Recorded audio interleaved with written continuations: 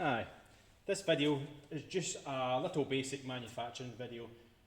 I'll do quite a few of these just through certain stages of window manufacture and door manufacture.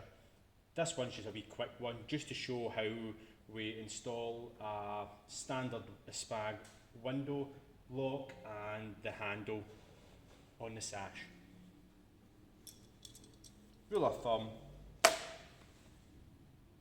even though the worksheet actually tells you which size to go, we usually measure 540, so your locks come 400mm, 600mm, 800mm, so we get the one that's closest to. So this is a 400, as a 600 wouldn't fit, so the next one down would be the 400. So I'll show this a little later as well, how it's routed. But your lock goes in. This is to go right hand, so your window handle in the open position, put it in and make sure the operation works that way. If you put it in and it won't open right, you just lift it, move the locking cams, insert the handle, and that puts it in the right position. 2 fixing screws.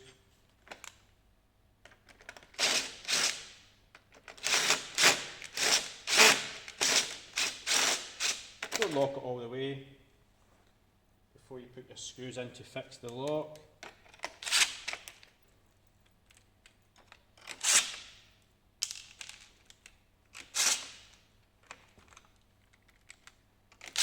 That's a lock in place. Just double check it. And then tighten up the screws. Close your handle over. Little cover cap. Key goes in a box for later. And then the next step is to drill the little holes for the hinges, and I'll show you that in the next video. That's just as simple as that. Handle and lock on your sash, being ready to be installed into your window. Thank you.